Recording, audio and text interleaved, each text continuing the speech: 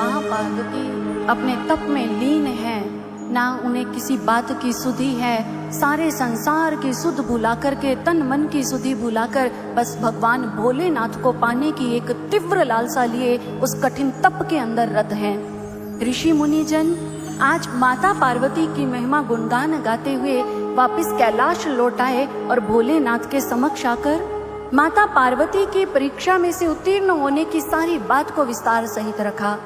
भगवान भोलेनाथ कहने लगे कि ठीक है ऋषिवर, अब आप यहाँ से प्रस्थान कर सकते हैं। ऋषि मुनिजन वहां से प्रस्थान कर गए, लेकिन भगवान भोलेनाथ पुनः नेत्र मूंदे और ध्यान में बैठ गए। अभी भी भगवान भोलेनाथ ने माता पार्वती के मनोरथ को पूर्ण नहीं किया। भगवान भोलेनाथ माता पार्वती के धैर्य की परीक्षा ले रहे हैं अभी भी, कि कब तक ये धैर्य धारण किए मुझे पाने की प्रतीक्षा कर सकती है। भक्तजनों, माँ पार्वती किसे पाने के लिए तप कर रही थी जानते हो? किसे पाने के लिए? क्या किसी साधारण व्यक्ति को?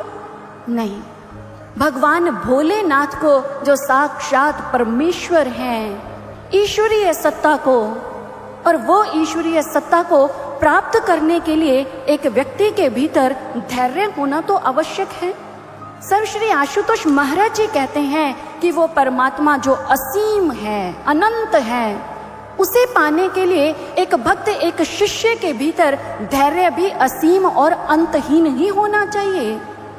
ये धैर्य एक व्यक्ति के जीवन का एक महत्वपूर्ण अंग है। चाहकर के भी एक व्यक्ति अपने जीवन में से इस धैर्य शब्द को, अपने जीवन के शब्द को कोश से हटा नहीं सकता, मिटा नहीं सकता। चाहे वो ईश्वर प्राप्ति का लक्ष्य हो या संसार में किसी वस्तु को पाने का लक्ष्य साधकर यदि हम चल रहे हैं, सांसारिक किसी कार्य में सफलता पाने के लिए ये धैर्य तो हमें अपने जीवन में धारण करना ही होगा। एक छोटी सी बात से समझते हैं। आप अपनी गाड़ी में सवार होकर के जिस समय मेन रोड के ऊपर से गुजर रहे होते हैं, जीटी रोड पर, तो बहुत सारी जगह पर यातायात के नियम के अनुसार रेड लाइट आती है, तो क्या करते हैं आप? गाड़ी रोक लेते हैं। आप यदि उस समय भक्तजनों ग्रीन लाइट होने तक की वेट ना करो और अपनी गाड़ी को दौड़ा लो तो क्या होगा? आप यदि धैर्य ना रखो रेड लाइट के ग्रीन होने तक, तो निश्चित है कि दुर्घटना के अंजाम को आपको भुगतना ही पड़ेगा।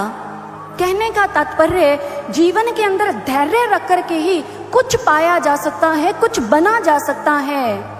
लेकिन वहीं यदि हम अधीर हो जाते हैं तो हाथ कुछ नहीं आता है। ये अधीरता हमारा सब कुछ हमसे छीन लेती है। जिस समय आने पर हम अधीर हो जाते हैं धैर्य को धारण करने की जगह।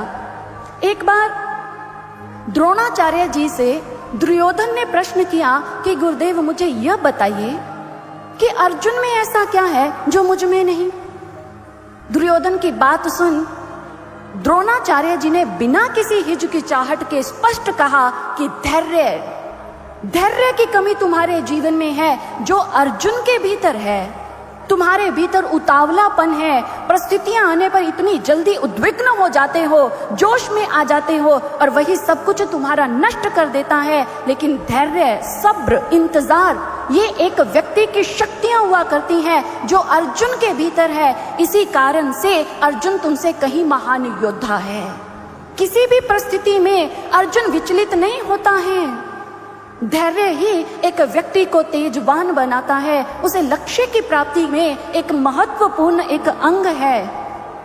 लेकिन भक्तजनों, विडंबना जानते हो क्या है? आज समाज में रहते हम लोगों के अंदर यही जो हमारा पेशेंस लेवल है वो कम होता चला जा रहा है। ये हमारा जो धैर्य का स्तर है ये निरंतर कम होता चला जा रहा है। जिस प्रकार से इंटरनेट की स्पीड है वो तो निरंतर बढ़ती चली जा रही है, ठीक ऐसे ही हमारे जो भीतर धैर्य है उसका स्तर निरंतर कम होता चला जा रहा है। एक समय था जिस समय 2G इंटरनेट की हमारे पास सुविधा होती थी, और उस समय क्या होता था, जिस समय हम कुछ पोस्ट करते थे तो उसे लोड होने में 15 से 20 मिनट तक आराम से लगते थे और हम धैर्य रख लेते थे, हम वेट कर लेते थे। क्यों? क्योंकि हमें उस समय 4G इंटरनेट का कोई भी अनुमान नहीं था, उसका कोई आइडिया नहीं था। लेकिन अब क्या है, जैसे जैसे उधर स्पीड बढ़ी, हमारी जो धैर्य की स्पीड है वो घंटों से, मिनट और मिनट से अब वो सेकंड्स के ऊपर आ गई है कि नहीं? ऐसा बताइए आप, ऐसा है कि नहीं है? आज हमें अपने जीवन में सब कुछ तुरंत चाहिए, सब कुछ उसी समय चाहिए। इसी कारण से भक्तजनों, हम एक स्थान पर, एक काम पर यदि ये कहें कि एक व्यक्ति अपनी बात पर ही ज्यादा देर टिक नहीं सकता, तो ये बात सच है। आप हमसे सहमत है कि नहीं? सहमत है ना भाई? अपनी बात पे ही एक व्यक्ति ज्यादा देर टिक नहीं सकता क्योंकि उसमें धैर्य नहीं है। लेकिन भक्तजनों, इंटरनेट के ऊपर हम कुछ चीजों को उसी समय प्राप्त कर सकते हैं, लेकिन रियल लाइफ के अंदर सब कुछ तुरंत प्राप्त नहीं किया जा सकता है। एक बात याद आ रही है जो मैं आपको सुनाना चाहूंगी। एक लड़का था जो कंप्यूटर पर काम कर रहा था।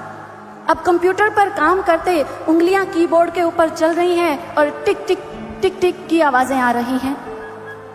अब जैसे ही पास बैठे उनके चाचा जी ने सुना, काफी देर से बैठे सुन रहे थे कि ना जाने ये कब से इस पर बैठा क्या कर रहा है। उधर वो लड़के की उंगलियां चलती, कीबोर्ड के ऊपर टिक टिक टिक टिक सुनाई दे रही है। भाई आपको सुन रही है आवाज? वो चाचा जी भी कब से बैठे सुन रहे थे। अब क्या हुआ, उन्होंने पूछा, कहने लगे कि बेटा ये बताओ, ये कब से क्या कर रहे हो, कब से कानों में ये आवाजें गूंजे जा रही हैं, टिक टिक टिक टिक टिक टिक। उस लड़के ने कहा, चाचा जी मैं गूगल के ऊपर सर्च कर रहा हूँ। ये एक ऐसा सर्चर है जिसके ऊपर कुछ भी खोजो, कुछ भी, वो तुरंत उसे ढूंढ करके इसके ऊपर लोड कर देता है। चाचा जी ने कहा, अच्छा ऐसी बात है, तो बेटा जरा मेरा भी एक काम कर दो। बच्चे ने कहा, हाँ हाँ बोलिए चाचा जी क्या करना है। चाचा जी कहने लगे, कुछ दिन पहले ना मेरी भैंस गुम हो गई, मिल ही नहीं रही, उसे खोज कर जरा मेरे ट्रक में लोड कर दो। भाई ये संभव था? हाँ जी, नहीं ना, क्योंकि रियल लाइफ के अंदर सब कुछ उसी समय प्राप्त करना ये मुश्किल है। कैसे मिलेगा? हमें धैर्य के साथ पुरुषार्थ करना होगा, तब जाकर हम अपने जीवन में सफलता को, अपने लक्ष्य में को प्राप्त कर पाएंगे। धैर्य को जीवन में धारण करना होगा। हमने अपने बड़े बुजुर्गों से सबने सुना है कि सब्र का फल, मुझे लगता है कि कड़वा ही होता है, यही सुना है, सब्र का फल मीठा होता है। भक्तजनों, इसी सब्र को जीवन में धारण करके धैर्य के साथ हम समय दें, पुरुषार्थ करें, तब हम अपनी इच्छित लक्ष्य को जीवन में साध सकते हैं। आज माता पार्वती भी अपने लक्ष्य को साधने के लिए धैर्य धरकर बैठी हैं और तप का पुरुषार्थ कर रही हैं। अब यह जैसे ही माता पार्वती का तप बढ़ता चला गया, उनके धैर्य की भी आज भगवान भोलेनाथ ने जब परीक्षा ले ली, माता पार्वती तनिक भी अपने लक्ष्य से विचलित ना होते देखा। आज भगवान भोलेनाथ भी माता पार्वती के तप से पिघल गए और आज भगवान भोलेनाथ ने अपने सिंहासन का त्याग किया, उठ खड़े हुए और आज भोलेनाथ ने एक लीला की। लीला क्या की? आज उन्होंने एक ब्राह्मण का स्वरूप धारण कर लिया, हाथ में दंड है और एक अपने दूसरे हाथ में छत्र लेकर ब्राह्मण के स्वरूप में पहुंच गए उसी गौरी शिखर पर जहां माता पार्वती तप में लीन थी। अब जैसे ही वहां गए, इधर उनके आगमन के ऊपर सारे वन प्रांत के अंदर पर्वत के ऊपर प्रकाश ही प्रकाश दिव्य फैल गया। माता पार्वती ने देखा, एकाएक उस ब्राह्मण देव को देखकर कहने लगी कि ब्राह्मण देव आप कौन हैं? आज से पहले तो आपको यहाँ कभी नहीं देखा। आपकी दिव्यता देख करके लग रहा है कि आप बहुत बड़े कोई तपस्वी हैं। ब्राह्मण देव कहने लगे, हाँ हाँ देवी, हम बहुत दूर से तप करके आ रहे हैं। मैं एक ऐसा तपस्वी हूँ जो सबको सुख देने वाला हूँ। लेकिन देवी तुम ये कहो कि तुम किस मनोरथ के हेतु इस वन के अंदर ऐसा कठोर तप कर रही हो? क्या लक्ष्मी हो, सरस्वती हो, गायत्री हो? माँ पार्वती ने हाथ जोड़े, कहने लगी, नहीं ब्राह्मण देव, ना मैं गायत्री ना मैं सरस्वती, मैं तो हिमालय राज की पुत्री पार्वती हूँ। ब्राह्मण देव ने कहा, अच्छा तुम्हारे मुख का तेज बता रहा है कि तुम एक राजा की ही पुत्री हो सकती हो। लेकिन देवी अपना मनोरथ मेरे सामने तो रखो, हो सकता है कि मैं तुम्हारे मनोरथ को पूर्ण कर तुम्हें कुछ सुख प्रदान कर पाऊं। क्यों इस प्रकार से अपने सौंदर्य को तप करके व्यर्थ गवा रही हो? राजमहलों में रहने वाली वन के अंदर तपस्विनी वेश में किस कारण से बैठी हो?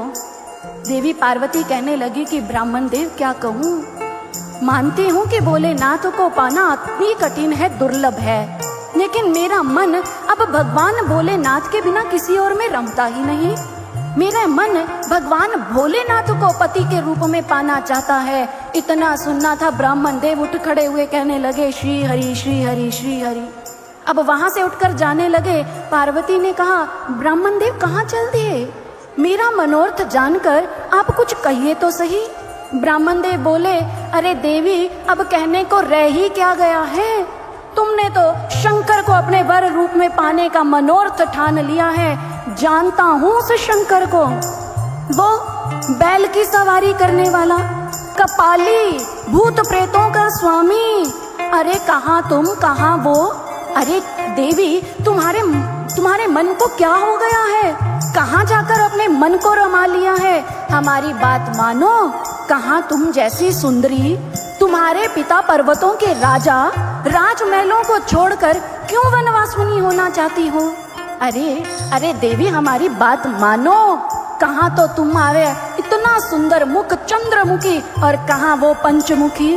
तुम्हारे सर के ऊपर इतनी सुंदर सर्प के समान काली बेनी, और उधर जटाजूट मुकुटधारी।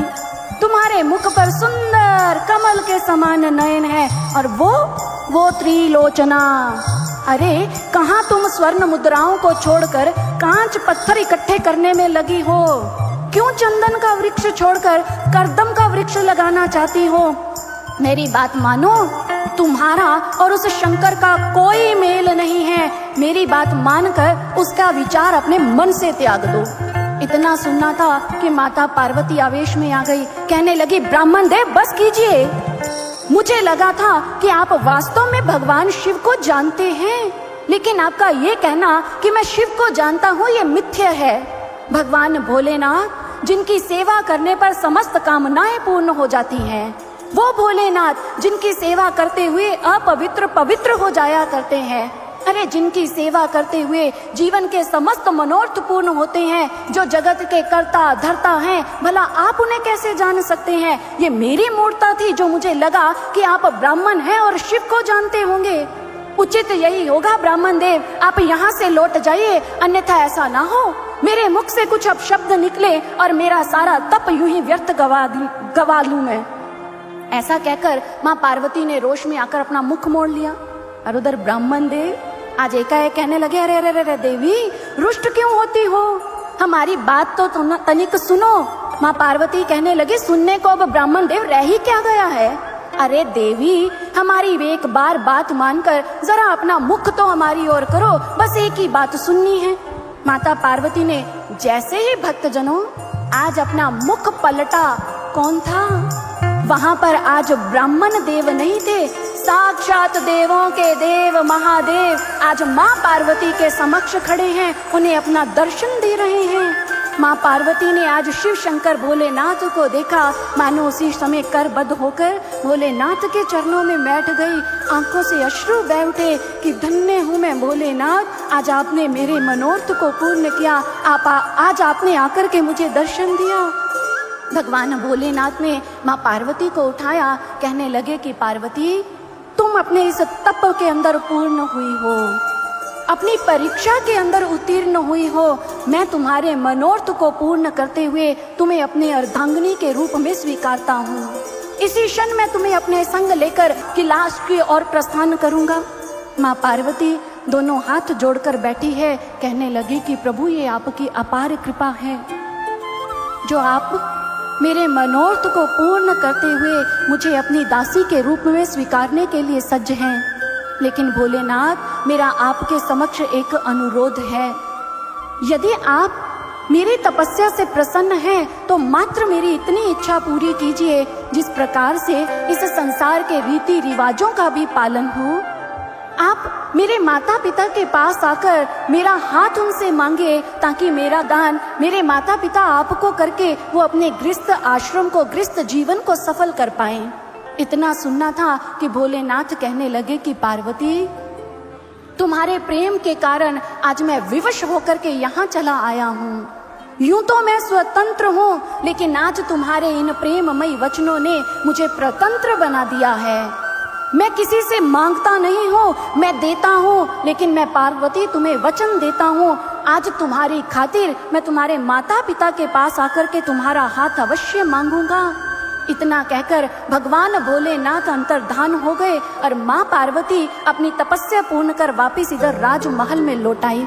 और भक्तजनों, इधर पार्वती की तपस्या पूर्ण होने पर पूरे राजमहल में खुशी का वातावरण है, सभी प्रसन्न हैं। सारे हिमाचल नगर को सजाया गया, उत्सव मनाया गया। महाराज हिमवान जो हैं अपने मंत्री गणों के संग आज भगवान विष्णु की पूजा करने के लिए चल दिए।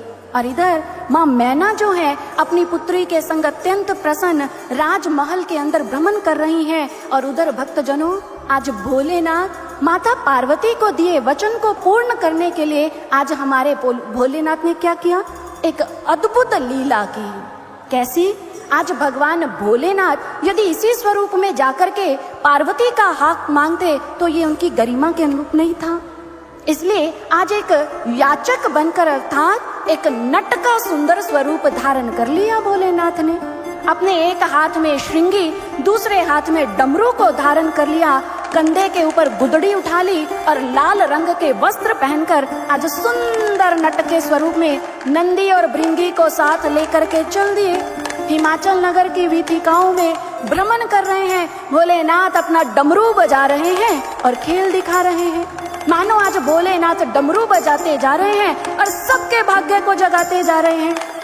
जो भी मिलता उन्हें तरह तरह के नट दिखाते, उनके भविष्य के बारे में बताते। और हमारे भोलेनाथ आज उस वीथिकाओं में, उस नगर के अंदर नंदी भृंगी के संग आज नारायण के गुणगान गाते आगे बढ़ते चले जा रहे हैं। आइए हम भी प्रभु के संग मिलकर उसी सुंदर भावों को शमन करते हैं।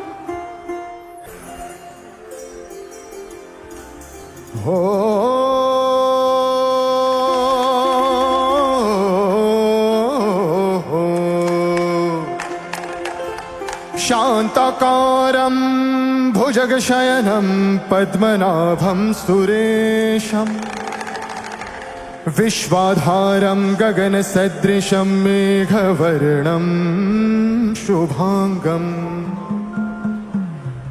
लक्ष्मीकान्तं कमलनयनं कमलनयनं हो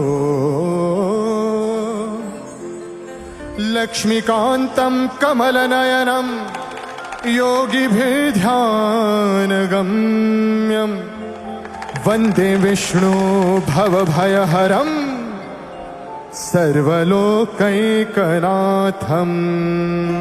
बोलो जय श्री हरि, जय श्री हरि, जय श्री हरि, जय श्री हरि।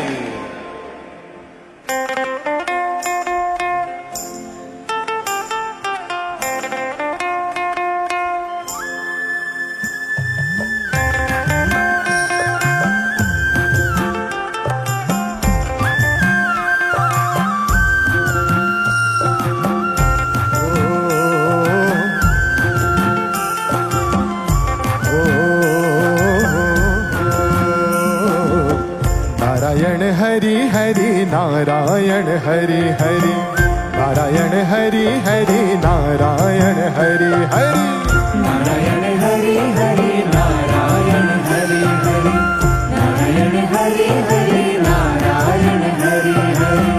नारायण हरि हरि नारायण हरि हरि नारायण हरि हरि नारायण हरि हरि नारायण हरि हरि नारायण हरि हरि नारायण हरि हरि नारायण हरि हरि नारायण हरि हरि नारायण नारायण है ये अनमोल धन, नारायण नारायण है ये अनमोल धन। हरि हरि हरि हरि बोल हरि हर घड़ी, नारायण हरि हरि नारायण हरि हरि नारायण हरि हरि नारायण हरि हरि नारायण हरि हरि नारायण हरि हरि नारायण नारायण नारायण नारायण। आइए जरा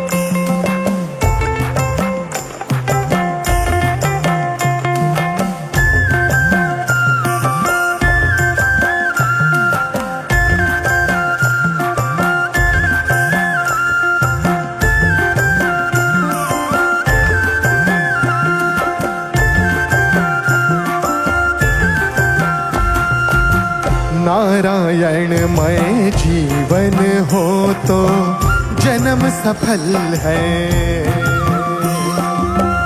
मन में हरि, हरि में मन हो तो आनंद हर पल है।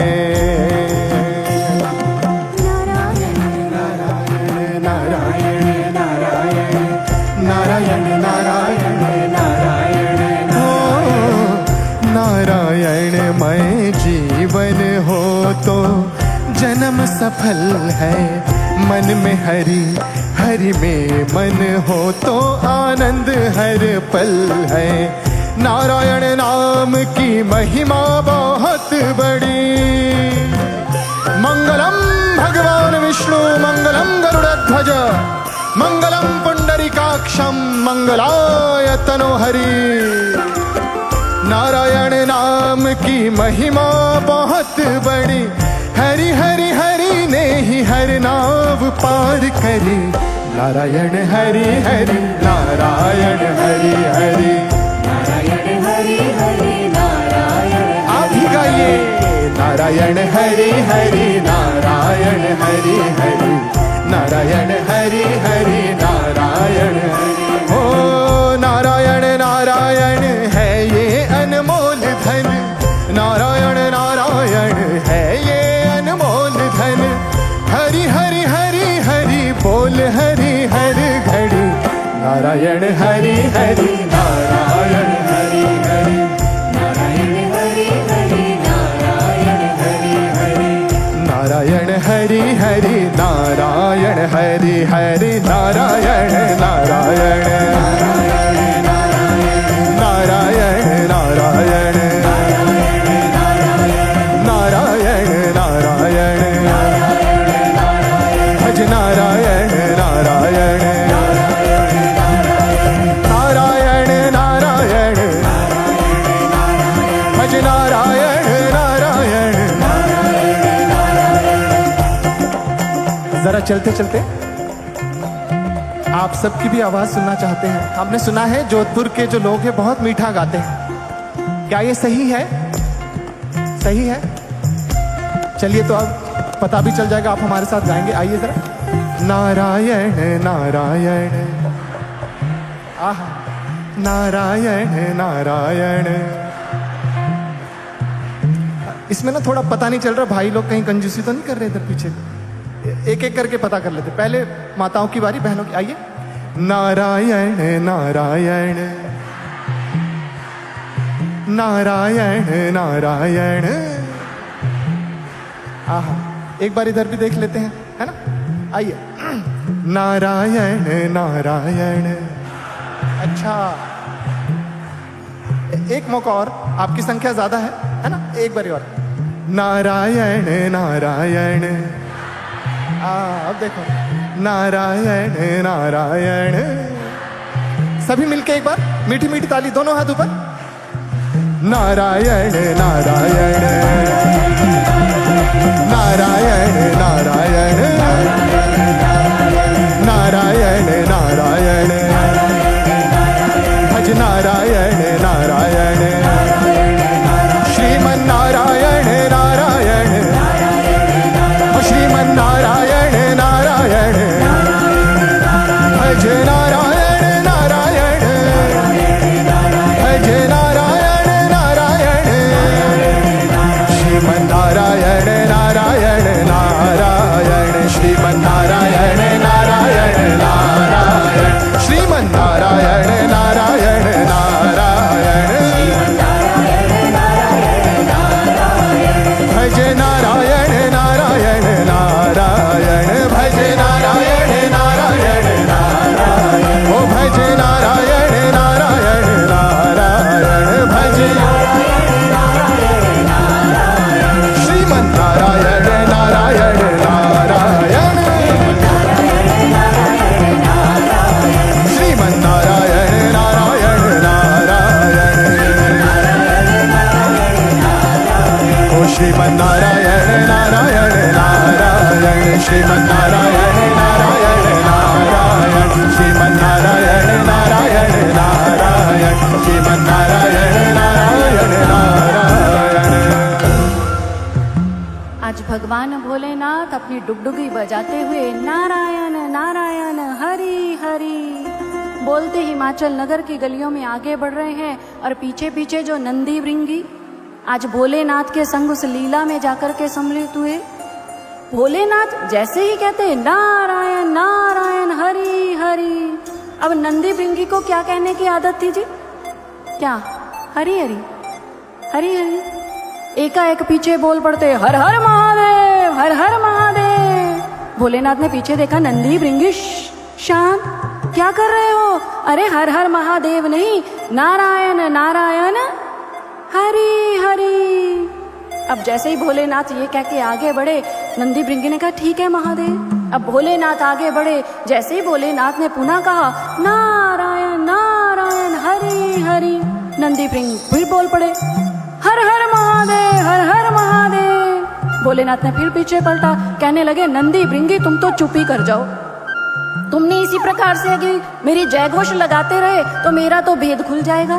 अब नंदी भृंगी बेचारे शांत भोलेनाथ के पीछे पीछे चलते जा रहे हैं। आज पूरी हिमाचल नगरी के लोग नट रूप में भोलेनाथ को देखकर अत्यंत प्रसन्न हो रहे हैं। नट महाराज हैं, आज डुगडुगी बजाते करतब दिखाते आगे बढ़ते जा रहे हैं। और एकाएक आज आगे बढ़ते भोलेनाथ का आगमन हुआ राजमहल के प्रांगण में। जैसे ही राजमहल के प्रांगण में आकर के बैठे, इधर महारानी मैना जो अपनी पुत्री पार्वती के संग बैठी थी, कहने लगी अरे नट कौन हो तुम? आज से पहले तो हिमाचल नगर में तुम्हें कभी नहीं देखा। नट महाराज कहने लगे कि महारानी मैना मैं बड़ी दूर से चल करके आया हूँ। महारानी मैना ने कहा अच्छा, आपके चेहरे का नूर तेज बता रहा है कि कहीं आसपास से नहीं कहीं दूर से ही आए हो। कहने लगे कि महारानी मैना अरे मुख के तेज में क्या रखा है, आप मेरा कर्तव्य देखेंगी? महारानी मैना ने कहा हाँ हाँ क्यों नहीं, अपना जरा कर्तव्य तो दिखाओ।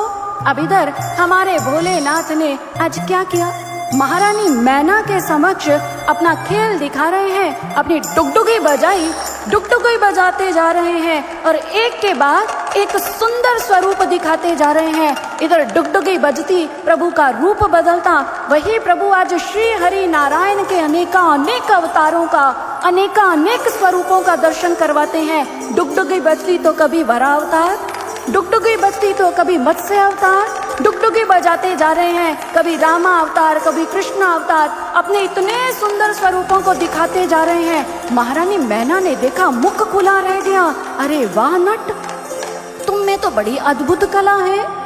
अरे ऐसी अद्भुत कला, इतने सुंदर स्वरूपों को बनाने का सामर्थ्य कला कौशल रखते हो। अरे आज तो तुमने हमारे मन को मोह लिया।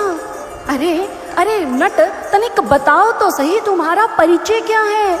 महारानी मैना की बात सुन भोलेनाथ ने फिर डुगडुगी बजाई, कहने लगे महारानी मैना परिचय में क्या रखा है? परिचय बता भी दूंगा तब भी कौन सा आपको ज्ञात होगा। महारानी मैना ने कहा ऐसी भी कौन सी बात है जो हमें ना ज्ञात होगी, तनिक अपना परिचय बताओ तो सही। आज नट महाराज ने बड़े सुंदर तरीके से अपना परिचय बताया। कहने लगे माँ यदि मेरा परिचय जानना चाहती हैं तो सुन लीजिए।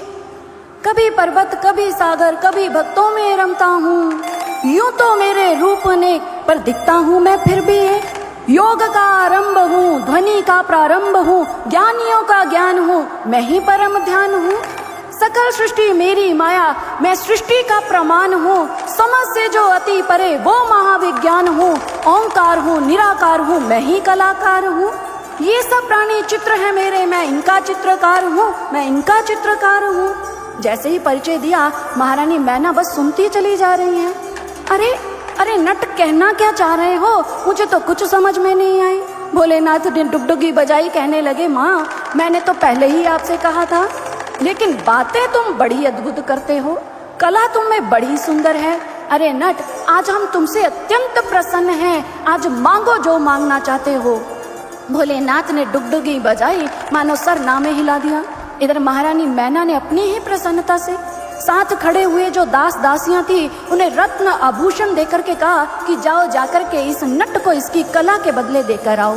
अब थाल लेकर जैसे ही रत्न मणि माणक्यों के दास आगे आए भोलेनाथ के पास, उस नट महाराज के सामने आए। भोलेनाथ ने फिर डुगडुगी बजाई और सरनामे हिला दिया। इधर महारानी मैना ने देखा, कहने लगी, क्या हुआ नट महाराज, क्या आपको आपकी कला का ये उचित मूल्य नहीं जान पड़ रहा? भोलेनाथ अपना सर हिलाते जा रहे हैं। महारानी मैना ने अपने पास खड़े सैनिकों को आदेश दिया, इससे भी अधिक मणि माणक के आभूषण रत्न धन धान्य ले जाकर के इस नट को दो। आज ये यहाँ से रीते हाथ नहीं जाना चाहिए। अब इतना आभूषण धन रत्न लेकर के जैसे ही दास थाल लेकर के आगे गए, नट महाराज के सामने रखे। अब नट महाराज ने फिर डुगडुगी बजा दी, सिर हिला दिया, नहीं चाहिए। महारानी मैना ने कहा, चाहिए क्या?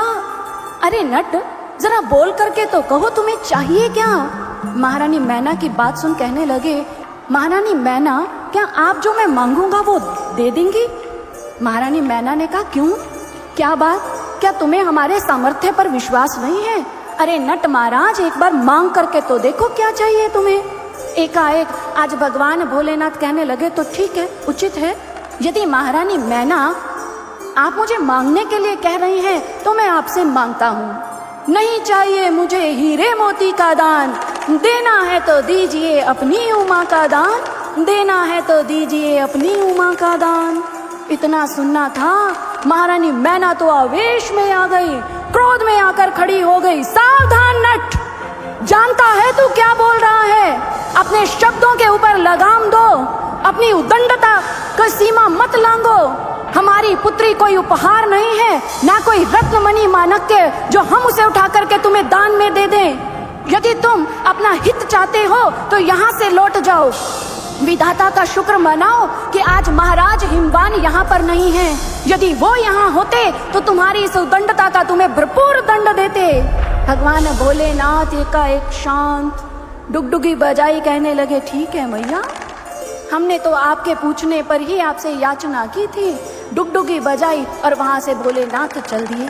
अभी जैसे ही बाहर की ओर चले और उसी मार्ग से महाराज हिमवान जो है अपने सैनिकों के संग, मंत्रियों के संग भगवान विष्णु की पूजा अर्चना संपन्न कर राजमहल में वापस लौट कर आ रहे थे। अब जैसे ही मार्ग में नट महाराज को देखा, कहने लगे, ये कौन है? आज से पहले तो कभी ना देखा। और इस नट महाराज को देखकर ऐसा लग रहा है कि किसी दिव्यता की अनुभूति हो रही है। अब नट महाराज के सामने महाराज हिमवान और महाराज हिमवान के सामने नट महाराज खड़े हैं। और एकाएक इधर सैनिकों ने आकर महाराज हिमवान को जो अंदर सारी घटना घटी, सारी बात विस्तार पूर्वक आकर के कही।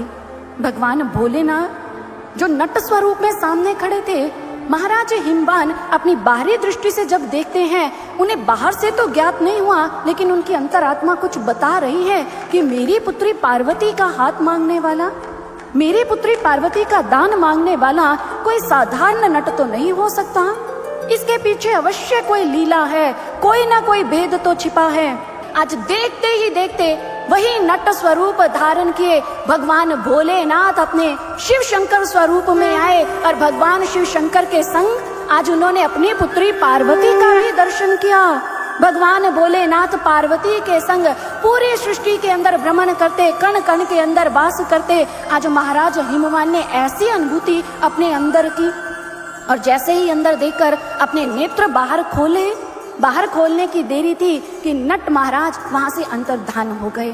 और महाराज हिमवान जान गए कि ये कोई साधारण नट नहीं था, ये तो मेरे प्रभु भोलेनाथ ही थे, जो आज मेरी पुत्री पार्वती का मनोरथ पूर्ण करने के लिए आकर के पार्वती का हमसे हाथ मांग रहे थे, लेकिन हमारी ही बुद्धि उन्हें पहचान नहीं पाई।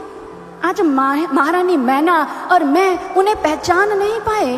अपनी ही इस बात पर आज उन्हें पश्चाताप हो रहा है। और उसी क्षण आज महाराज हिमवान ने अपने सारे रिश्तेदार, मित्र, संबंधी जन एकत्रित किए और उनके सामने ये प्रस्ताव रखा कि मैं अपनी पुत्री पार्वती का भगवान भोलेनाथ के संग विवाह करना चाहता हूँ।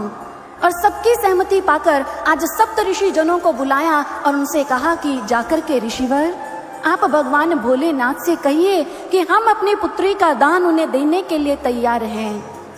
हम अपनी पुत्री का हाथ उनके हाथ में देने के लिए सज्ज हैं। वह शीघ्र, अति शीघ्र बारात लेकर के आए और हमारी पुत्री के संग विवाह करके उसे अपने संग ले जाएं। इधर सप्त ऋषि जन आज हिमवान के द्वारा दी उस पत्रिका को लेकर कैलाश पर्वत पर पहुंचे और जाकर के भोलेनाथ के समक्ष महाराज हिमवान का प्रस्ताव रखा कि भोलेनाथ, महाराज हिमवान आपको अपने जमाता के रूप में स्वीकारने के लिए सज्ज हैं, इसलिए भोलेनाथ पार्वती जी के संग चल कर के विवाह कर लीजिए। भगवान भोलेनाथ मंद मंद मुस्कुराते जा रहे हैं, कहने लगे कि ऋषिवर, यदि महाराज हिमवान की सहमति है तो फिर आप ही जानिए। हम विवाह करने के लिए सज्ज हैं, लेकिन विवाह का प्रबंध कैसे करना है, विवाह के रीति रिवाज क्या है, ये बात हमें तो नहीं ज्ञात। आपको जैसा उचित लगे वैसा कीजिए। उसी क्षण सप्त ऋषियों ने समस्त देवतागणों को आमंत्रण भेजा कि भगवान भोलेनाथ विवाह करने जा रहे हैं। इतना सुनना था कि समस्त देवतागण आज प्रसन्न हो उठे। अरे भोलेनाथ विवाह के लिए मान गए। अरे चलो, कैलाश पर्वत पर बहुत समय से कोई उत्सव नहीं देखा है, बहुत लंबा समय हो गया, आज चलकर कैलाश पर उत्सव देखते हैं। अब समस्त देवतागण सज धज कर अपनी अपनी पत्नियों के संग सुंदर विमानों पर सवार होकर के आज सारे बढ़ते चले आ रहे हैं कैलाश पर्वत पर। और इधर आज पूरे कैलाश पर्वत पर भोलेनाथ के बारातियों का जमघट लग गया। ऋषि मुनि जन देवता गंधर्व सभी सज धज करके भोले बाबा के विवाह में जाने के लिए तैयार हैं। लेकिन भोले बाबा एक जगह पर बैठे सब शांत, सब देख रहे हैं। कोई अपने वस्त्रों को संवार रहा है, कोई अपने आभूषणों को दिखा रहा है, कोई किसी प्रकार से अपनी सज्जा में लगा है तो कोई किसी प्रकार से, सब अपने अपने में मग्न है। किसी को भोले बाबा का ध्यान ही नहीं। नंदी भृंगी जो भोलेनाथ के आसपास दोनों ओर खड़े हैं, सब देख रहे हैं। एकाएक कहने लगे कि भोलेनाथ, ये सब क्या हो रहा है? विवाह आपका है और सज धज ये रहे हैं, आपको कोई पूछ ही नहीं रहा। भोलेनाथ मौन धारण किए। नंदी भृंगी कहने लगे कि प्रभु, यदि आपकी आज्ञा हो तो क्या हम आपका श्रृंगार कर दें? प्रभु ने अपना सिर हिलाकर मानो नंदी भृंगी को सहमति दे दी। बस अब क्या था कि नंदी और भृंगी आज लगे भोलेनाथ का श्रृंगार करने। अब दूल्हे का श्रृंगार प्रारंभ हुआ। दूल्हे राजा को सजाया जा रहा है। भक्तजनों, जिस समय समाज के अंदर किसी दूल्हे को सजाया जाता है, सबसे पहले उसका रूप निखारने के लिए किसका उसे अंगराग लगाया जाता है? किसका जी? भाई भाइयों का अनुभव है, इसलिए मैं भाइयों से पूछना चाहती हूँ, किस चीज का? आवाज नहीं आई, कहीं गोबर कह रहे हैं? हाँ जी, कल आपने गाय माता की महिमा सुनी, शायद आज मन बना लिया हो। भाई किस चीज का उपटन लगता है? हल्दी का, चंदन का। लेकिन आज हमारे भोले बाबा दूल्हे राजा बनने जा रहे। नंदी और भृंगी ने क्या किया? आज चिता की भस्म लेकर के भोलेनाथ के तन के ऊपर पूरी मल दी। अब भाई संसार के अंदर दूल्हा सजता है तो उसके सर के ऊपर क्या सजाया जाता है? हाँ जी, क्या? भाई भाइयों का अनुभव है तो शर्मा रहे हैं लगता है बताने में। अब सिर के ऊपर सहरा सजाया जाता है। हमारे भोले बाबा के मस्तक पर सहरे की जगह जो काम दहन के समय जटाएं बिखरी थी, उन जटाओं को पकड़ा नंदी भृंगी ने और उसे मुकुट बनाकर जटाजूट मुकुट भोलेनाथ के मस्तक पर सजा दिया। अब भाई दूल्हे राजा के मस्तक को सुशोभित करने के लिए तिलक लगाया जाता है कुमकुम का, है ना, उसके ऊपर अक्षत सजा दिए जाते हैं। हमारे भोले बाबा के मस्तक पर तिलक लगाने की आवश्यकता नहीं, वहां तृतीय नेत्र जगमगा रहा है। अब भाई जिस समय एक दूल्हे का श्रृंगार होता है, कितने सुंदर वस्त्र आभूषण पहनता है ना? पहनते हो कि नहीं? भाई सुंदर से सुंदर परिधान भोले बाबा के तन के ऊपर बेगंबर है। आभूषण दूल्हे राजा किस चीज के पहनते हैं जी? हाँ जी, सोने के, चांदी के, फूलों के, है ना, ऐसा होता है ना भाई? ऐसे तो नहीं लोहे के, क्योंकि शादी एक बंधन लगती है, भाई लोहे के बंधन में ही बंध रहे हैं, ऐसा तो नहीं। सोने चांदी के आभूषण पहने जाते हैं। हमारे भोले बाबा के अद्भुत आभूषण हैं। गले के अंदर सर्पों की माला है, कानों में सर्पों के कुंडल हैं। अब भोले बाबा के ऐसे अद्भुत श्रृंगार को सभी देख करके आश्चर्यचकित हैं। भाई जिस समय दूल्हा सजता है, उसके हाथ में एक कटार या एक तलवार थमा दी जाती है। इधर भोले बाबा के हाथ में क्या है? त्रिशूल, तो दूसरे में डमरू है। और भोले बाबा के इस अद्भुत श्रृंगार को जब देखा, मुख खुला है, आंखें फटी की फटी रह गई। अरे देखो तो दूल्हे राजा को। अरे ऐसे दूल्हे की जो दुल्हन है कोई सौभाग्यशालिनी होगी, कोई कोई साधारण कन्या तो वो हो नहीं सकती है। अरे दूल्हे राजा को देखो तो सही जरा, ऐसे दूल्हे के बाराती बन करके जाएंगे। ब्रह्मदेव आ गया, शांत भाई, ऐसी वैसी बातें मत कीजिए। यदि आपकी बातें भोले बाबा के कान में पड़ गई तो बिस मनवा लेना फिर भोले बाबा को।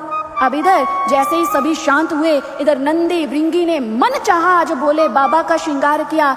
जैसे ही भोलेनाथ का श्रृंगार हुआ, दूल्हे के रूप में सजकर तैयार हुए। आज नंदी भृंगी बारंबार भोलेनाथ की बलैया ले रहे हैं। अरे हमारे भोले बाबा दूल्हे राजा कितने सुंदर लग रहे हैं। आज भगवान भोलेनाथ के गण, समस्त शिवगण भोले बाबा का इस अद्भुत श्रृंगार देखकर दूल्हे राजा के रूप में देख करके झूम रहे हैं, नाच रहे हैं और दूल्हे राजा की महिमा गाते क्या बता रहे हैं।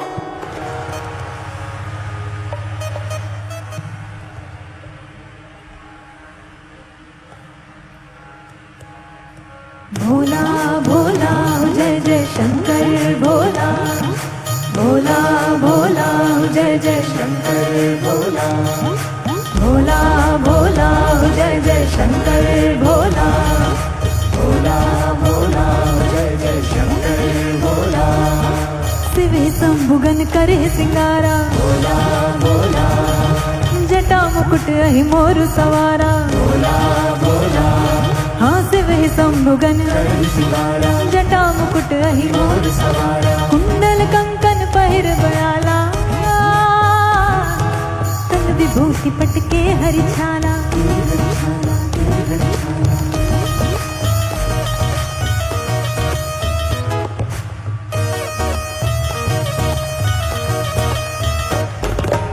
कंठ थोड़ी भस्म रमा के, माथे पर चंदा को सजा के, थोड़ी भस्म रमा के, माथे पर चंदा को सजा के, गले में डाले सर्प है काले, बैठ कैसा रूप बना के। शिव शंकर का डम डम करता देखो डमरू बाजा, भोले बाबा जी बन गए दूल्हे राजा, भोले बाबा जी बन गए दूल्हे राजा, भोले बाबा जी बन गए दूल्हे राजा, भोले बाबा जी बन गए दूल्हे राजा। मुझे लगता है कि देवी देवताओं की मानित आज आपको भी भोले बाबा अच्छे नहीं लग रहे, नहीं लग रहे। इस स्वरूप में आपको अच्छे नहीं लग रहे। भोले बाबा का अद्भुत स्वरूप किसके मन को भा रहा है, जरा हाथ खड़ा करके सभी को। भाई भोलेनाथ के गण वो तो प्रभु के इस स्वरूप को देखकर झूम रहे हैं, नाच रहे हैं, गा रहे हैं, और आप हाथ के ऊपर हाथ रख के बैठे हो। भोले बाबा के भक्त हो ना, भाई ऐसे नहीं बात बनेगी। भोले बाबा के बारात में जाना है तो कैसे कैसे भाई, दोनों हाथ ऊपर झूमते हुए नाचते हुए, क्या बात है। भोले बाबा जी बन गए दूल्हे राजा, भोले बाबा जी बन गए दूल्हे राजा, भोले बाबा जी बन गए दूल्हे राजा, भोले बाबा जी बन गए दूल्हे राजा।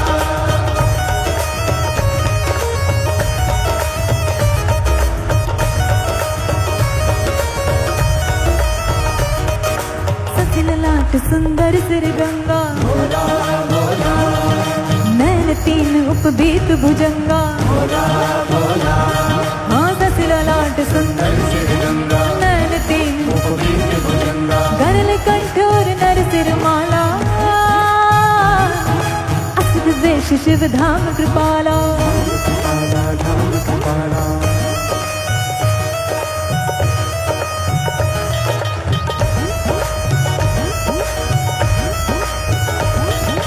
इस दूल्हे के क्या है कहने, बाघंबर का चोला पहने, हाँ इस दूल्हे के बाघंबर का चोला पहने, रंग बिरंगे रुद्र सुहाने, देखो कितने सुंदर गहने, सुंदर गहने।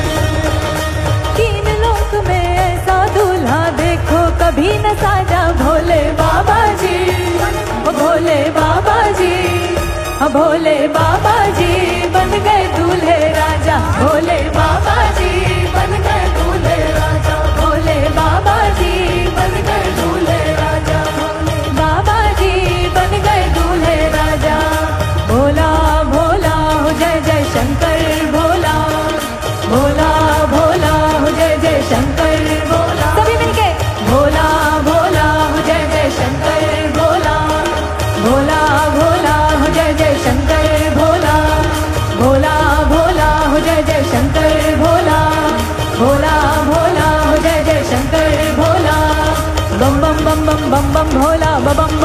बम बम भोला बम बम बम बम बम बम बम बम बम बम बम भोला बम बम बम बम बम बम भोला बम बम बम बम बम बम भोला बम बम बम बम बम बम भोला बम बम बम बम बम बम भोला बम बम बम बम बम बम भोला है मस्त मगन कैलाश जगत हरसावे हो देखो शिव भोला भंडारी भस्म रमावे हो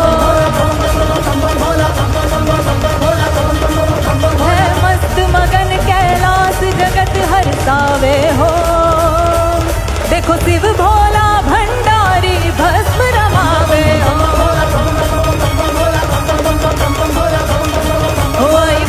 रचावन बेला चहु दिस आनंद का मेला रचावन बेला चहु दिस आनंद का मेला बाघंबर तनधारी छवि मन को भावे हो बम बम बम बम बम भोला है मस्त मगन कैलाश जगत हरसावे हो देखो शिव भोला भंडारी भस्म रमावे हो सभी के दोनों हाथ ऊपर बम बम बम बम बम भोला बम बम बम बम बम भोला आप सभी मिलकर गाएंगे बम बम बम बम बम भोला बम बम बम बम बम भोला बम बम बम बम बम भोला बम बम बम बम भोला बम बम बम बम बम भोला बम बम बम बम बम भोला बम बम बम बम बम भोला बम बम बम बम बम भोला बम